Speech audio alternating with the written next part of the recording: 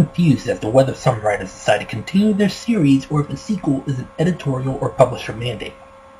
Sure, the end of the first book left it open for sequels, but with our heroes adopting the baby Meg and all, but I have to wonder if Mr. Alton planned on making any sequels. After all, the original book was only written to pay the bills. I'm not kidding about that. You can see that in his bio on his website. He had lost his job as a general manager and wrote the book to help make ends meet. Poor man didn't sell his car just to pay for editor fees. These days he's doing pretty good for himself. Being a New York Times best-selling author of nearly 20 novels certainly helps. So I have to wonder exactly what brought about the trench. Don't misunderstand, it's a good book. Many fans of these books say it's one of the best in the series, though others would say Hell's Aquarium is slightly better. And it was Mr. Alton's second book. It came out 2 years after the original book in 1999, and unlike most popular books of the time period, Goosebumps and Animorphs, which were putting out new books every month. But then again, those are young adult novels that run less than 150 to 200 pages at the most, almost a continuous story on the other one's Tales of the Crypt for kids. A series like Meg is for the more mature readers, with a page range between 300 and 500 pages. Sometimes, sequels are better than the original, sometimes they're not.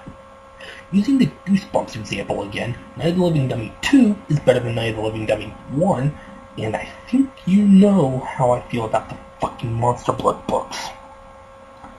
Fuck Monster Blood 2. I'll leave it at that. But I'm not sugarcoating anything. I've already said that The Trench is a good book, so let's get into it, shall we? Actually, before we get into it, I have some movie news to share with everyone. I don't know why Eli Roth is no longer attached to the project, but the producers have found a new director in John Turteltaub. Don't know who he is? Then you've never watched National Treasure. Yep, he directed those movies, which is leading me to believe that Nicolas Cage might be in the next film in some fashion. I doubt it, but if he is, as one of the actors, I'd laugh. As I said, I don't know what happened to Eli Roth. I'm not sure if he decided he didn't have time to do this movie, or if the producers booted him. Both things happen sometimes. But personally, I'm a little upset to see him go.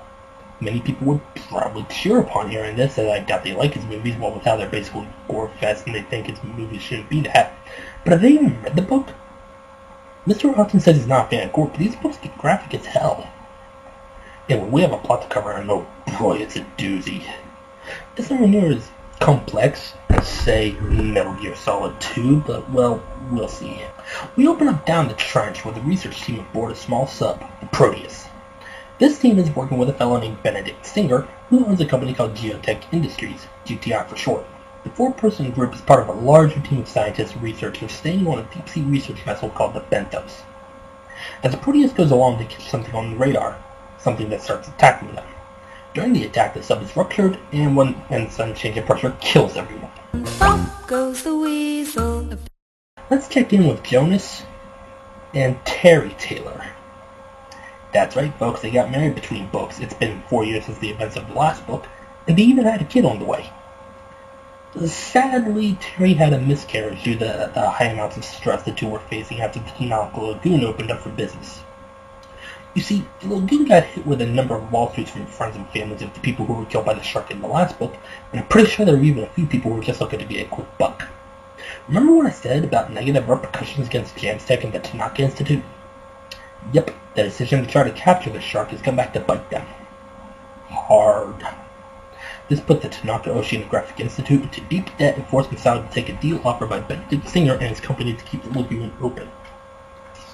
The lagoon itself is like SeaWorld. The main attraction is the shark from the end of the first book, whom they named Angel because she's all grown up. By all grown up, I mean 70 feet long, more than 70 tons, and holy shit does she have an attitude. It's because of this attitude of hers that Jonas is called to the lagoon a little earlier than he would like. Jonas arrives at the lagoon just as the morning show begins. If you saw Jurassic World, think of the Mosasaur feeding show.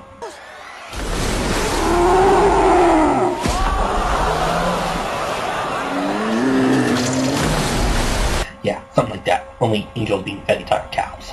Jonas heads up to the control room and joins one of the workers at a video monitor, showing some surveillance footage of Angel slamming her head against a massive concrete door separating the lagoon from the Pacific Ocean.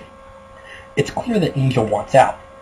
All we have to do now is find some runaway kid, give him a mentor of Native American descent, change the title of Free Willy to Free Angel, throw in a Michael Jackson song, and get ourselves some box office gold. All jokes aside, it's not out of the realm of possibility to assume that a megalodon would behave just like its modern-day cousin, the great white, if it were in captivity. The longest a great white's been in captivity was around 3 months, and that was before it had to be set free. In fact, it's nearly impossible to keep a great white in an aquarium. They either get set free because they don't adapt, or they end up dying for one reason or another, sometimes stress, sometimes disease.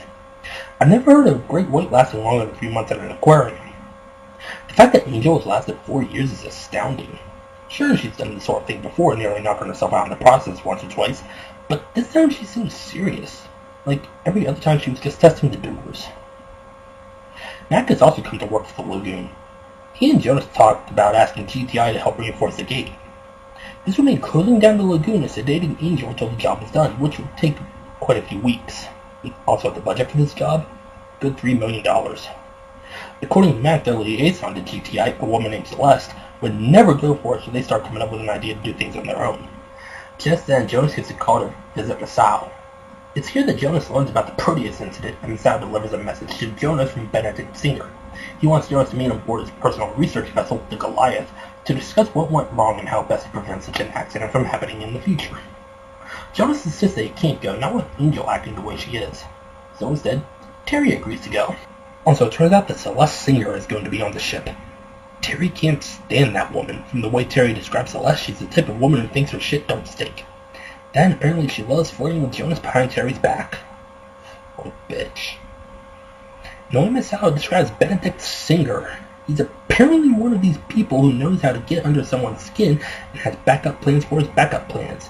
I'm pretty sure you could replace Benedict Singer with David Xanatos and there wouldn't be much of a difference.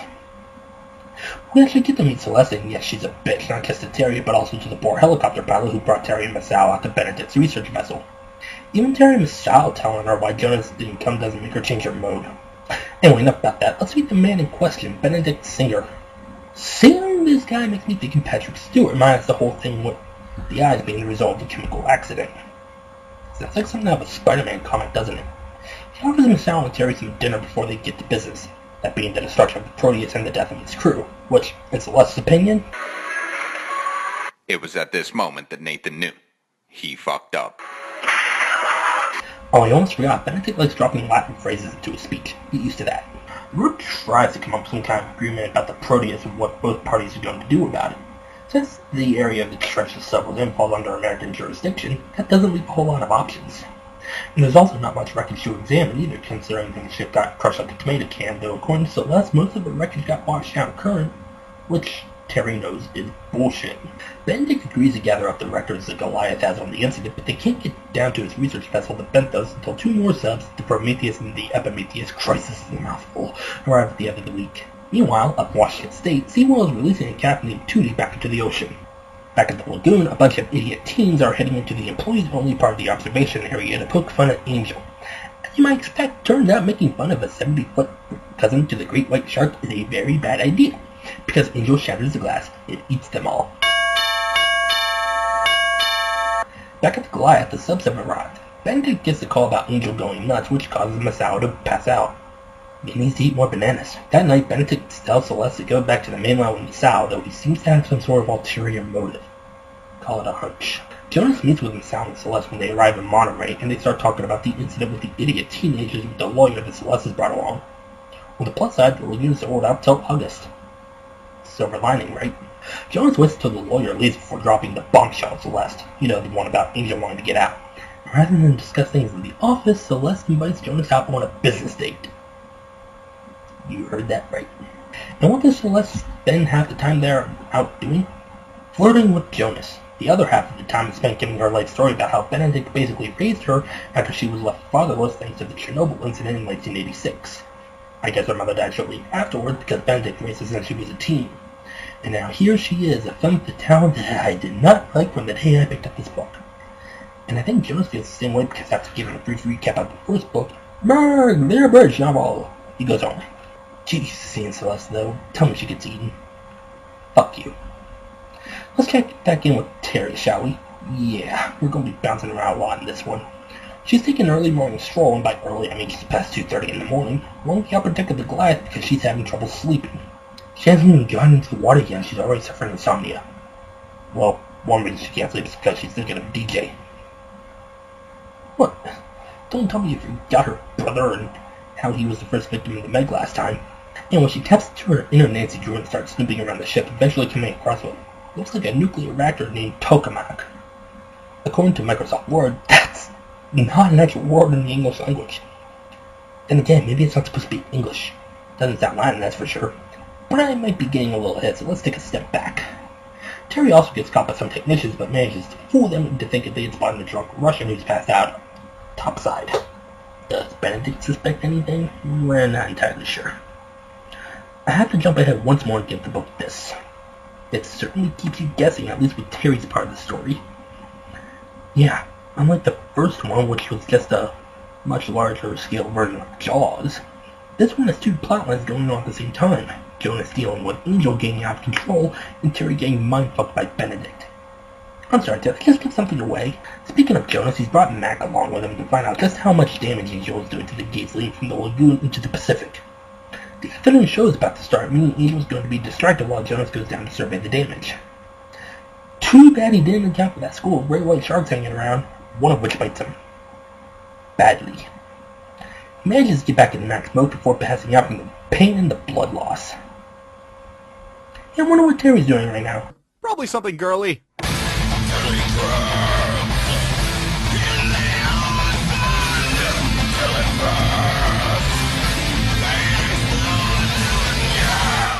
Like her hair. Actually, she's getting ready to head down to the Benthos aboard the Epimetheus because the sonar records from the Proteus' destruction need to be converted into something that the Jamstead computers can read. I know it doesn't sound like it makes much sense, but hey, that's what you get. So Terry decides to go down so she can do it herself. The problem is that it might take her about a week to do it all. Though they do agree to keep this very hush-hush, they don't want the sound from the Terry's down the trench after what happened to DJ. Benedict allows Terry to take a virtual tour of the Benthos on the way down. Hey, she's going to need something to do, it's a long trip. They finally arrive at the Benthos and are greeted by the man in charge, Captain Preston Hop. Benedict gives Terry a quick physical tour before taking her to the observation deck, making some spiel about how they're humanity's next great explorers alongside the likes of Marco Polo and Magellan. He shows them the domain outside, which resembles some strange alien planet. Back with Jonas, he wakes up in a hospital bed, starting to notice a trend here, pal, and learns that in the 3 days he was TKO'd, Angel managed to escape. Jonas comes to the conclusion that Angel is in heat. I shit you not. That will explain the school of great whites hanging around the area and why Angel was so agitated. I've seen what happens when a cat goes into a heat, but a shark in heat just spells trouble. Matt doesn't believe that excuse running away, comparing a male great white mating with Angel, whom I would like to remind everyone is nearly 4 times the size of the largest great whites, to a Chihuahua mating with a Rottweiler. So what does Jonas plan to do once he's back in 100%? Well, I don't want to give too much away, but it involves finding Angel and putting her down. Yeah, considering that she's in the rest of this book, plus the next 2, I'm going to say that plan goes off without a hitch. That was sarcasm in case no one got it. Celeste tries to console him that night, but he doesn't go for it. FYI, bitch, he's a married man. Then he nearly has light chewed off, so even if he were still single, I doubt he'd be in the mood for your advances. Come the next morning, however, the poor man is swarmed by the media because the news media are like rabid wolves. If they catch a whiff of their prey, they swarm like vultures. Jonas calls Mac later on, tells him that Celeste has already assembled a team to track down Angel, and they'll be leaving in 2 days. Speaking of Angel, let's check in with her, shall we? She's in the middle of a hunt. The item on today's menu, a beck whale. And this is all taking place just offshore from a crowded beach. Angel's presence causes the whale to beach itself, so a bunch of beachgoers band together to try to put the whale back into the water. They don't know Angel's out there. One lucky bastard barely manages to avoid getting chewed on along with the beach whale. He has a name in the book, but I shall henceforth refer to him as Sir Lucky Motherfucker. A couple of days later, it's time to head out, so let's meet the team Celeste has put together, shall we? First, there's submersible pilot Richard Diefendorf, he insists everyone calls him D for short, who comes off as kind of friendly towards Jonas in contrast to the next guy we meet, Dr. Michael Marin, an ichthyologist, and the one asshole who shows nothing but contempt for Jonas and jumping the gun here. This is a thing that will continue to the next book as well. There's two more people I should mention, the captain of this boat, George Morgan, and his first mate, Harry Moon. So let's take a poll. Outside of Marin, whom I already said has significance in the next book, who do you think is not going to survive this trip? Cast your votes now, we will find out eventually. And so we set up, and not before tensions flare up between Jonas and Marin because Marin is a colossal asshole who doesn't know when to shut the fuck up. If I hadn't already spoiled it, if I didn't already know what role he'd play later on, I'd so want this son of a bitch to get eaten. But alas, it just doesn't happen. This time. Back on the Bentos, Terry is feeling more than a little uncomfortable thanks to the presence of this big burly Russian Benedict has hanging around named Sergei.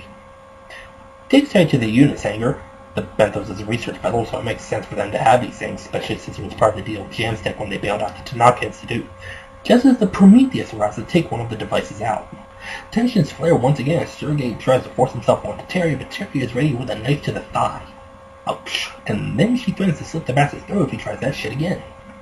Jesus, Terry, you've only been down here for less than a day, and already you're turning into someone on the same level as Ellen Ripley in terms of attitude. Well, given what just happened, I don't blame her, but at least there's some friendly faces down here. I'm talking about Heath Williams, former colleague of Jonas's from Scripps University, and a CIA agent undercover in the guise of a paleontologist. He's here on Benedict's request because, like Jonas, he is a paleontologist, only his area of expertise is marine reptiles. Yep, you guessed it, there's more than just some megalodons down here. He's also here to tell Terry to keep an eye not just on Sergei, but on Benedict, because the man may not be who he says he is. A little while, I'm guessing a few hours later, Terry is checking the sonar records for the day the Proteus was destroyed. She's a little confused as to why there's so much dead space between the last transmission and the sub's implosion, but the tech that's with her says that could be attributed to the black smokers in the area screwing with the Bentos sonar arrays. Terry's not so sure, so she makes a copy of the sonar records and goes to check it out on her own. Back with Jonas and his crew. Okay, look, I already said we'll be jumping around a lot. I'm sorry if you're getting whiplash, but honestly, that's the way this book is designed. It's not like the Lord of the Rings where one half can be devoted to Jonas's plot while the other half can be devoted to Terry's plot. Both are happening in conjunction with one another, and as such, the book comes around to try to keep everything moving at the same pace. I'll rectify this with primal water since it does something similar, just handle it a little better. Anyway, Dave informs Jonas Mack that he used to work with Benedict Singer when the company he worked for got bought out by GTI. Not only that, but he helped design the Bentos and was a test pilot for the Proteus, so he thinks GTI might be covering up what really happened with the Proteus' destruction. They get called to the bridge to meet with Captain Morgan and Dr. Dr. Marin, to discuss their next course of action. Jonas is trying to weigh his options considering that Angel's in heat. He doesn't want a repeat of what happened last time, whereas Marin wants to go after Angel. The trackers have picked her up going north, and has decided the best way to do that would be to catch her feeding at night near a place called Cape Disappointment, which according to Mac has some of the roughest waves in the sea. No one else is on board with this plan considering this place is known as the Graveyard of the Pacific, and I doubt it got that name thanks to its flower gardens. Naturally, Marin can't help but be an ass about the whole thing, which results in Jonas nearly breaking the fucker's nose. Personally, I would have dragged his ass on deck, hitched to the anchor, and thrown his ass overboard because he can't spell overkill without okay. Well, just to make things worse for the moment, Jonas starts having a fucking panic attack, telling Mac to get everyone off the ship because he doesn't want Angel to destroy it and kill everyone. Mac's solution is to either knock Jonas out or take him to the tent to get wasted.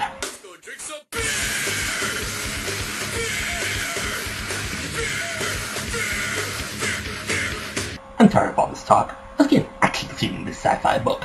How about Coast Guard Gunner, out for a training exercise in the exact same place that our heroes are tracking Angel. Do you see where this is going? Angel leads trainees, and the man in charge goes into shock from seeing this. Jonas, desperate to save the survivors, plunges into the freezing water and helps get them to Mac's helicopter. They make it back to the ship, and Jonas falls unconscious thanks to hypothermia. Maybe he should have worn a sweater. Meanwhile, Terry finally learns from Benedict that Angel's on the loose. She takes it well. Yeah, you all know she doesn't. How exactly would you take the news of your pet 70-foot great white shark getting loose? The answer, not well. So Benedict invites Terry to join him on the Prometheus the next day, and as he leaves her room, he berates Sergei for attempting to harm Terry rather than just spook her. Friends, we now have confirmation that Benedict Singer is not who he says he is. But hey, Jonas is back on his feet. Kind of. Got to stop waking up in hospital beds. Celeste updates him on Angel's movements. She's heading north, and Marin and Deacon set a course to cut her off before she feeds again. Terry, meanwhile, has penned a letter to the heads of James Deck saying that it was pilot error that caused the Proteus to be destroyed, but she has her doubts. She knows that the Megalodon was found down here, and there may be more than just the two that came before Angel, not to mention what else might be down here. Just then, the Prometheus is swarmed by something that registers on the sonar, but they soon move off. A one-off line by the comms officer gives the implication that this sort of thing has happened before. And Circuit continues to be an asshole.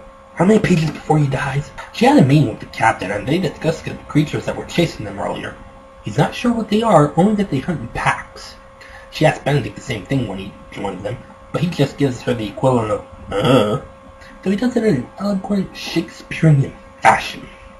Dude loves to hear himself talk, don't he? Speaking of talking, Terry accuses Benedict of knowing exactly what's been chasing them, but again he refuses to answer, so it's back to work. Hey, we haven't heard from the Sal lately. What's he been up to? Having a heart attack, it seems. I guess that's not important. Well, the Prometheus has begun its journey. Yeah, earlier we still talked with the Bentos, and as Terry is enjoying the ride, kind of, she catches one of the techs bringing up a file labeled Tokamak, the same word that she saw back on the Goliath. Logging that away after a brief talk with Benedict, she sees another tech using a vacuum to suck up the sea floor. Benedict tells her so they have a safe place to put the Jonas robots, but before the job can be finished, they're attacked again. Meanwhile, the folks at SeaWorld just now learned about Angel getting free of the Lagoon and are naturally worried about Tootie and extinct whales, especially whale calves. If Angel eats Tootie, it'll be a PR nightmare, and SeaWorld will be seen as the people who sent baby whales to the slaughter, even though Tootie was released before Angel got loose. So they come up with a plan to coordinate capturing Angel with Jonas, themselves, and the Harbor Master, which will not only make sure that no one else gets hurt because of Angel, but will also allow Tootie to get away scot-free. Back with Jonas, he's helping Mac load up some equipment, including high-powered rockets that he'd ordered with the intent of blowing Angel to bits if he can't catch her.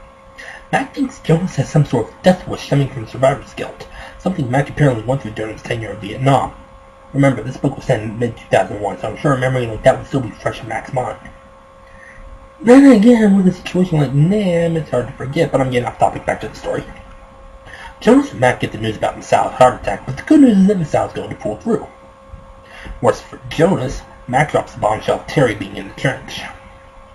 Jonas is afraid that his dreams, which involve Terry being killed by Angel down the trench, are starting to come true.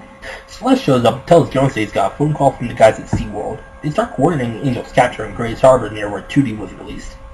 They manage to catch Angel on a net, but she starts throwing the boat the guys from SeaWorld running out. To make matters worse, Angel is no longer targeting Tootie, but rather the Lady Washington, a replica of a 19th century tall ship. Just so happens that there's a wedding taking place on that ship. Angel gets free, and just as the wedding is finished, she attacks. The people manage to get away from the ship as it sinks thanks to some life rafts, but of course a sacrifice has to be made, and the Grimm's mother is that sacrifice. Eve tries to distract the shark, but this just makes him her next meal. So, yeah, if you said beef would get eaten first, you get a... well, it's a hypothetical high five.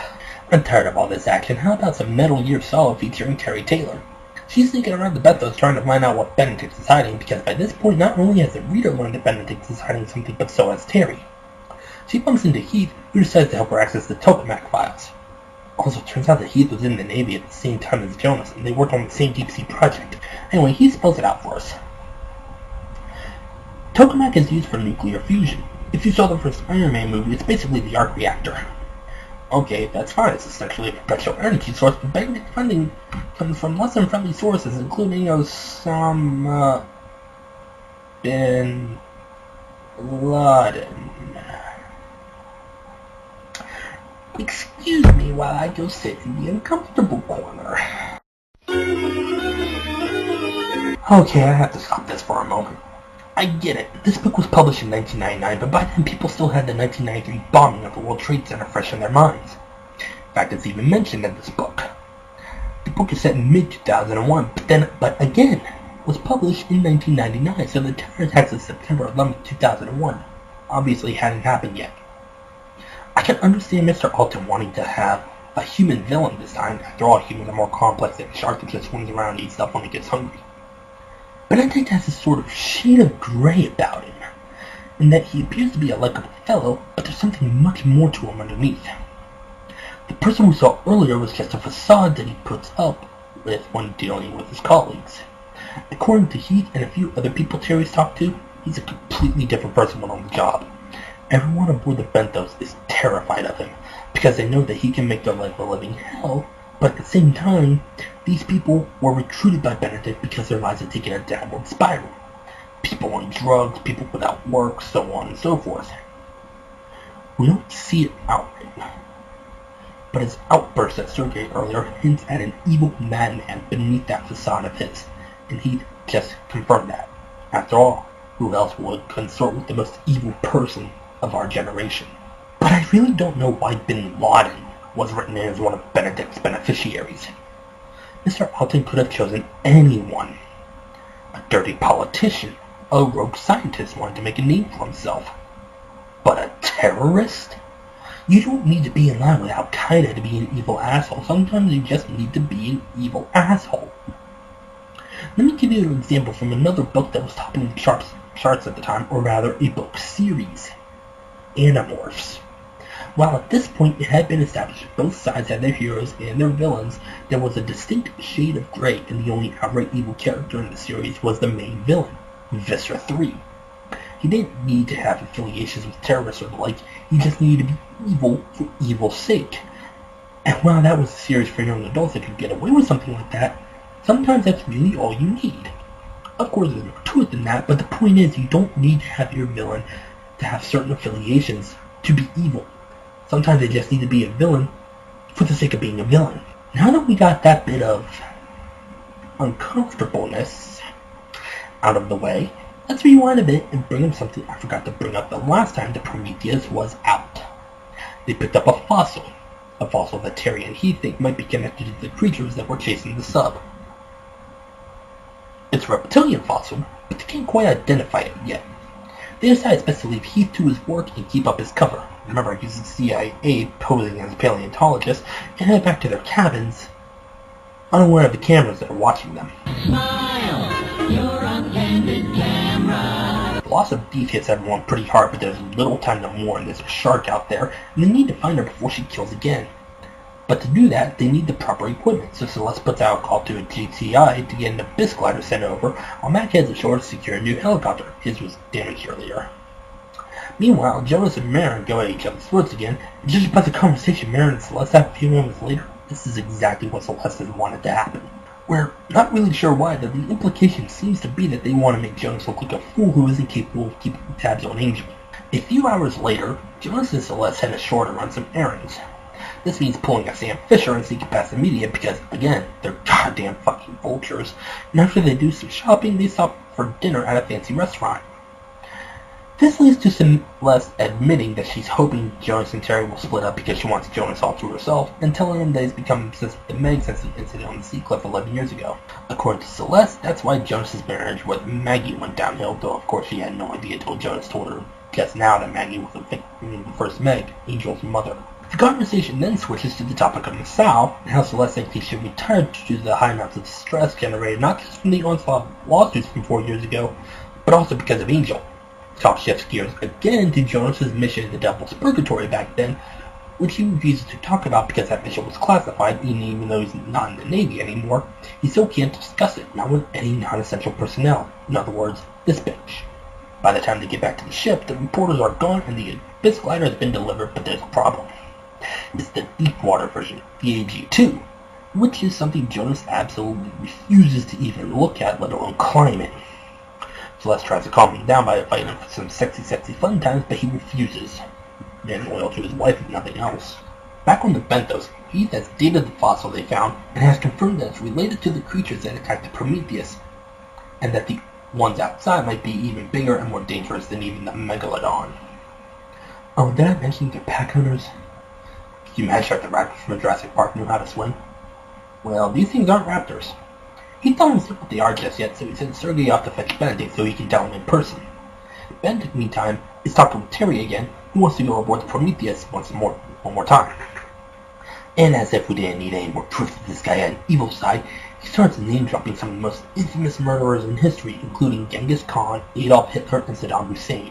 Dude, seriously, we fucking get it. Jesus, every time this guy shows up now, I'm just expecting to hear Voltaire's When Your Evil start to play.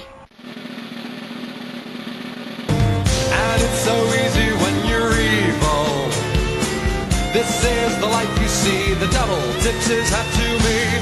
I do it all because I'm evil, and I do it all for free.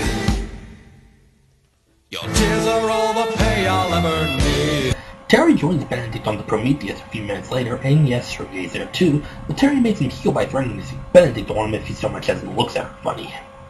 They get attacked by the creatures again, who start to attack the ship the same way they did the Proteus, but this time while the sub is disabled, everyone manages to survive.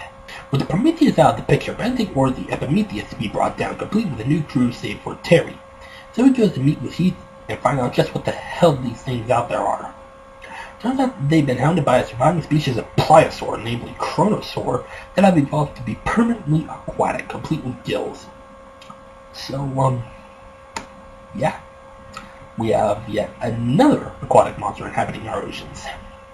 That's the bad news. The good news is that outside of Angel, they're so deep that no one's ever going to see them, and they're never going to bother anyone. Before Benedict leaves Heath's lab, he asks Heath if he knows anything about the Devil's Purgatory, which Heath claims to have never heard of. Meantime, Sergei goes to fetch Terry because she's not done down here. Topside, Jonas has come up with a plan to deal with Angel, but first they have to find her, so back to the helicopter. Enough about that. We have to catch up with a kayak group in the ocean taking pictures of orcas, and there's a ferry nearby, and yes, Angel is there. She chews one of the kayakers in half. A kid from the ferry tries to help the kayakers, but this just results in him getting eaten as well. Good God, man. I won't be surprised if the body count is up past 20 by the time I'm done reading this thing. The remaining kayakers manage to get out of the water, but that's not going to stop Angel short of destroy that pier to get to them. Which she does. Taking out the shore shack.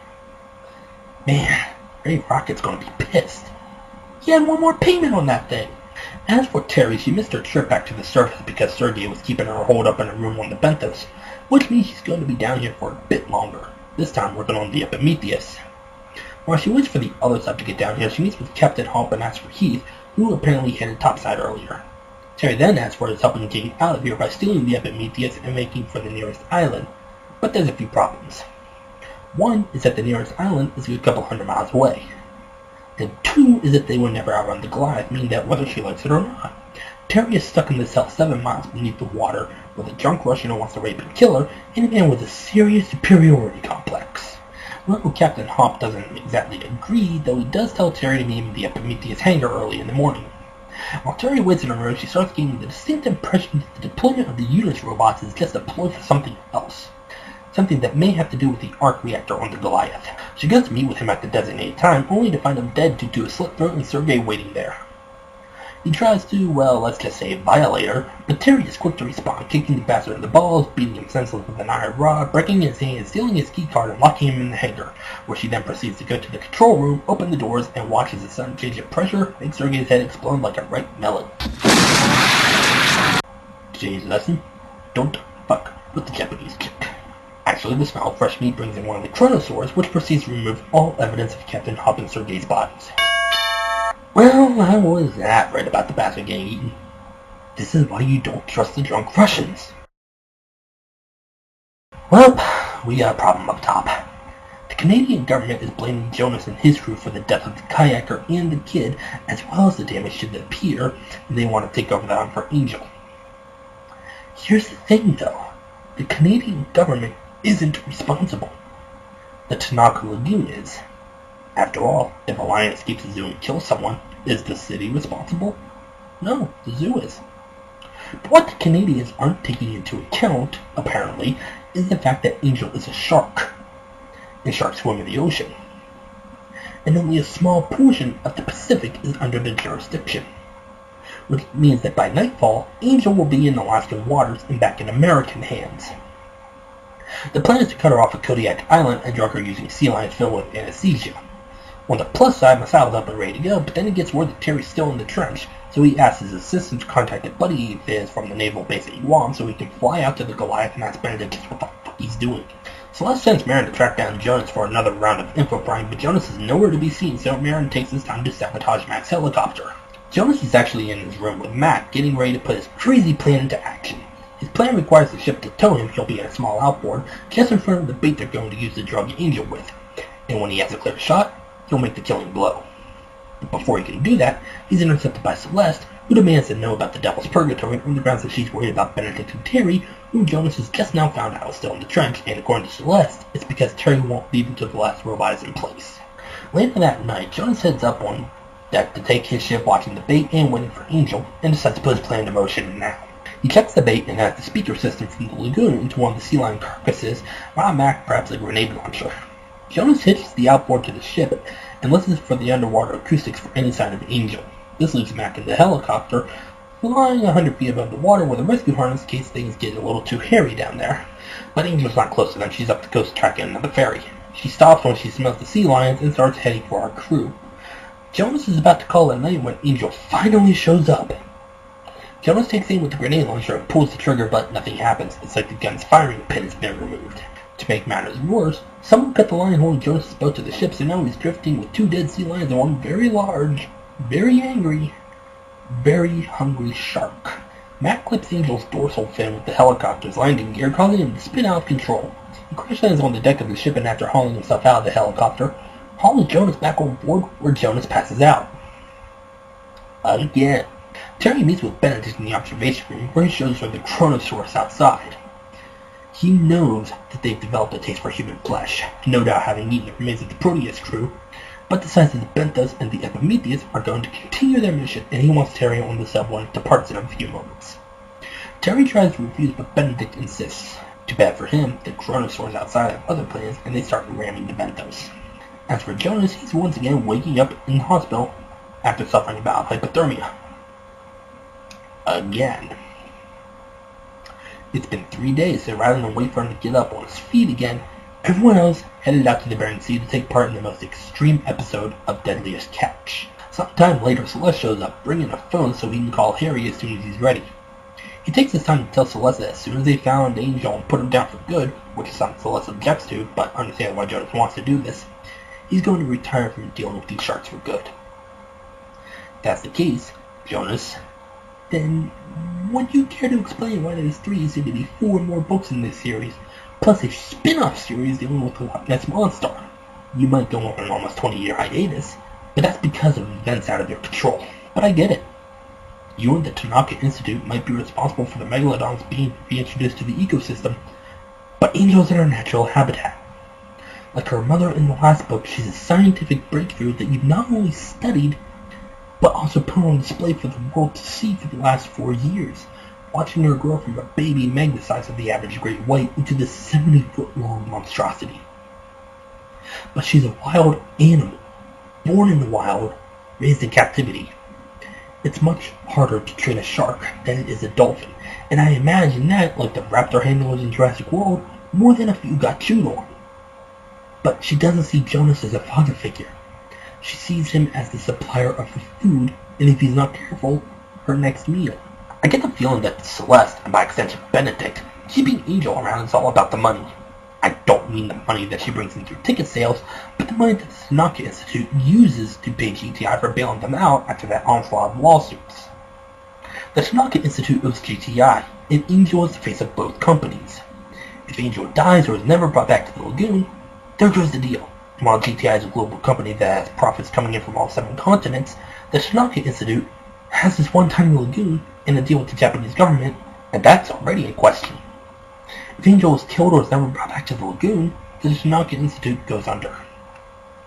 I'm trying to look at this from both a character and a business perspective, and it's something that the book delves into, but it's never more than the implications rather than anything else.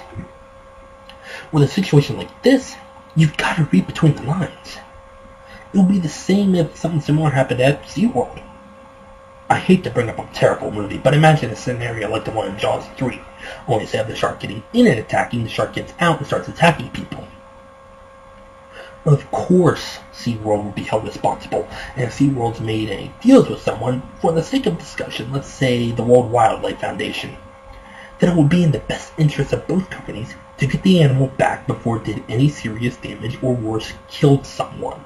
I guess it's a good thing then that a situation like this one hasn't happened at SeaWorld, or at least hasn't happened in a long time. Sure, there was that incident a few years ago where the whale killed its trainer, but that was an accident. They happen around animals like that because no matter how well it was trained, That whale is still a wild animal, and chances are that SeaWorld will pay restitution to the trainer's family and release the whale so that a similar situation would never happen again. Actually, I take that back. I just remember reading an article saying that the whale returned to performing under a new trainer.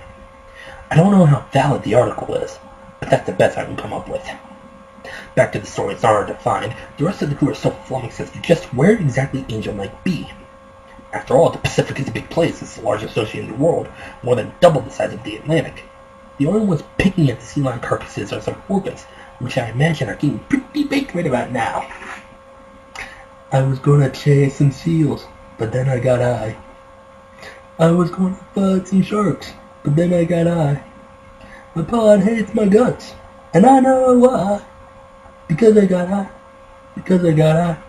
Because I got eye. Mac called Marin over to help him with something in the helicopter, but this is a ruse. Mac hulk-dives him and flies him into the Alaskan wilderness. Mac knows that it was Marin who removed the firing pin from the grenade launcher, totally called that, and though Marin denies it, Mac accuses him of cutting the rope. He leaves Marin with a map that he claims will lead him to the nearest town, but joke's on Marin because there's a map of downtown Cleveland. Back with Jonas, Celeste drugs him, finally getting him to reveal the location of the Devil's Purgatory. A few hours later, after waking up from his drug-induced nap, he realizes what's happened and asks the nurse to borrow her son's laptop so he can contact someone, saying that it's a matter of life and death. I don't know exactly who he's contacting, but I know that the life on the line is Terry's. After all, Celeste wanted to know the location of the Devil's Purgatory for a reason. She's no doubt given the location to Benedict, who we all know at this point is one evil son of a bitch. And whatever the two have planned, it involves Terry, and if Jonas doesn't do something and do it now, Terry could be killed.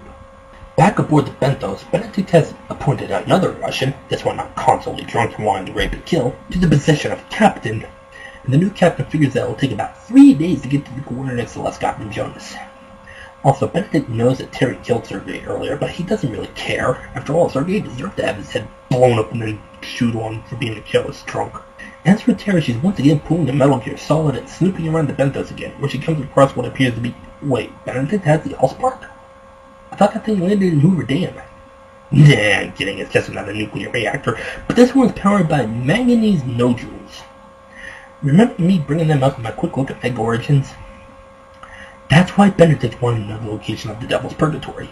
It has the richest deposit of manganese in the ocean, and Benedict, as he tells Terry during his villain exploding, holds helium-3, which is what he's extracting from the rocks and using to power these nuclear devices. Also, it turns out that he was, at one point, working with the two scientists aboard the sub Jonas was piloting on that fateful day 11 years ago. So, are we to assume that Pressis and Schaefer had less illegal intentions as well? Actually, no. Pressis and Schaefer had good reason for wanting to examine these rocks, but Benedict, as we learned earlier, is working directly or not with known terrorists. So here's what happens. Benedict has his group gather these rocks.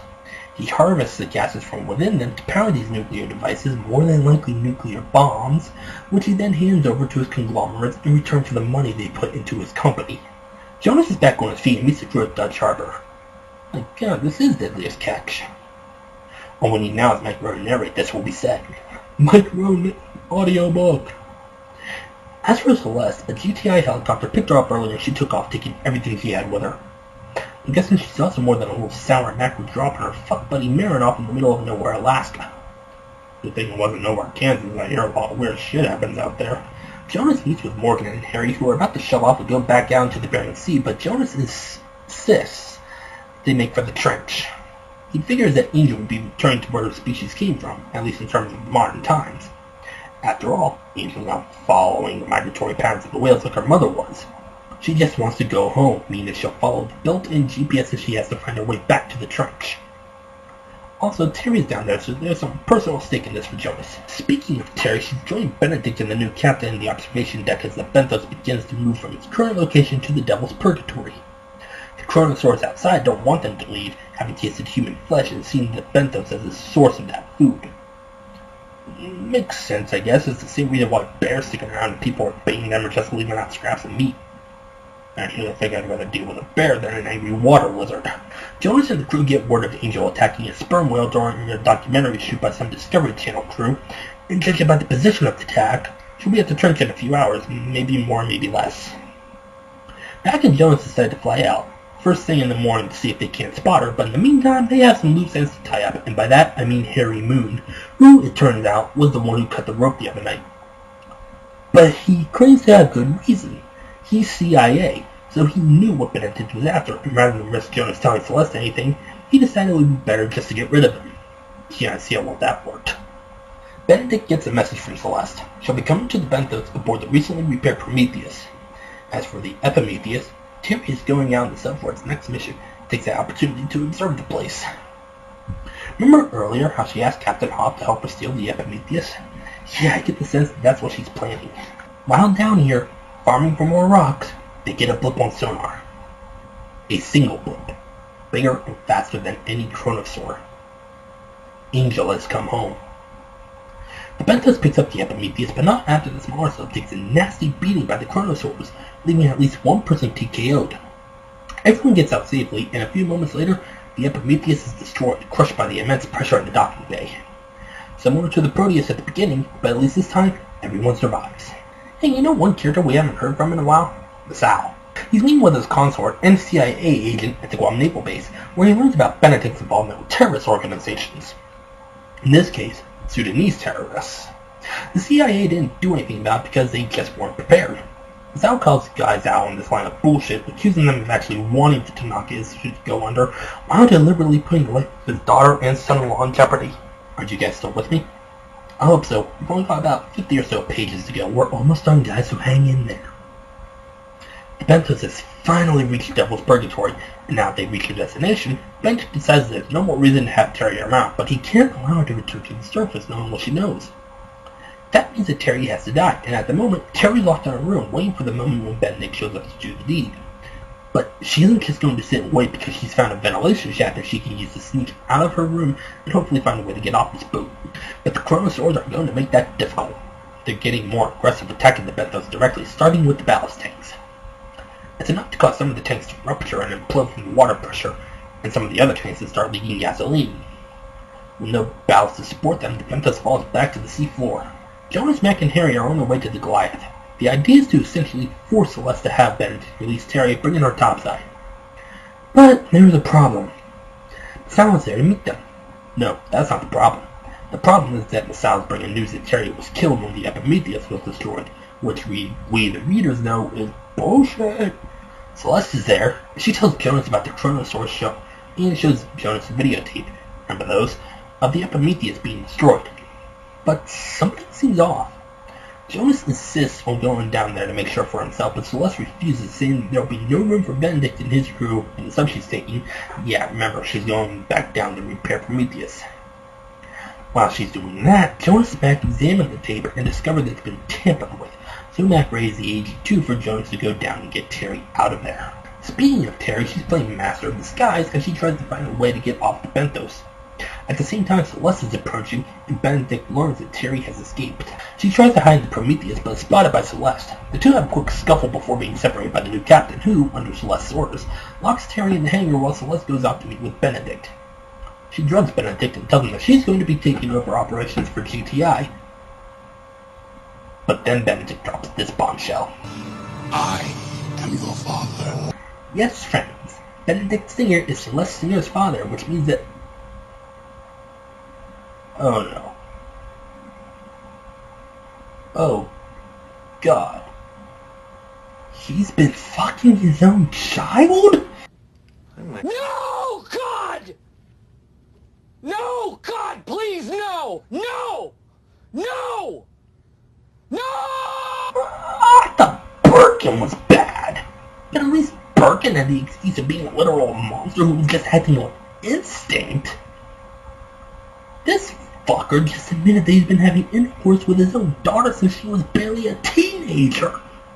What the fuck, man? As if dealing with terrorists and luring people into a false sense of security just to off them later wasn't enough, now we're adding father-daughter incest into the mix? I never thought I'd root for a villain, but this asshole deserves to die. Celeste, set the Kronosaurs on him. She does just that, leaving Benedict in the observation deck where a Kronosaur shatters the window, causing his skull to explode before it swallows him. She delivers the news to the rest of the crew, who only have moments to get out before the entire sub collapses. Terry, meanwhile, is stuck in the hangar with the Jonas robots. She manages to pry one open, thinking she can hide in it, and comes across the headless body of Heath Williams. Ugh. She moves him out of the way and hides in the robot, sealing it shut behind her. But there's one slight problem. The sub is so small that Terry's got maybe a half hour of air. An hour if we're being generous. If she doesn't die of carbon dioxide poison, she'll suffocate. But I guess that's better to die of asphyxiation than having your skull crushed by 7 miles of water.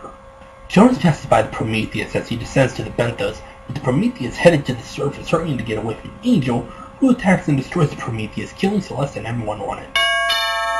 Jonas manages to outrun a few Kronosaurs and make it to what's left of the Benthos, fetching Terry from her little hidey hole, and they escape just as the Benthos is crushed from all the pressure on top of it.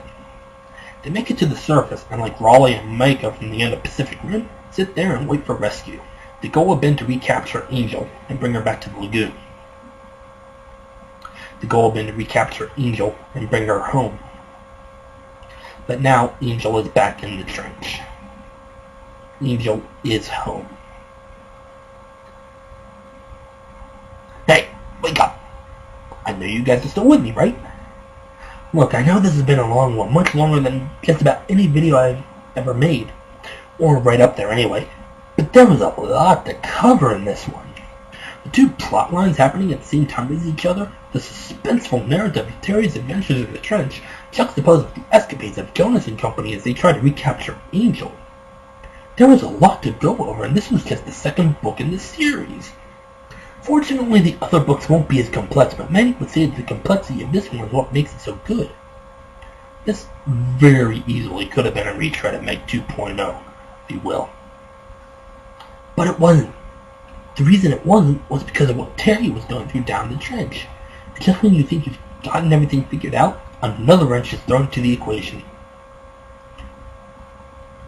Benedict dealing with terrorists, Celeste being Benedict's biological daughter. Jesus, man. And perhaps the biggest game changer of the entire series, the Megalodons aren't the only prehistoric life forms to have survived.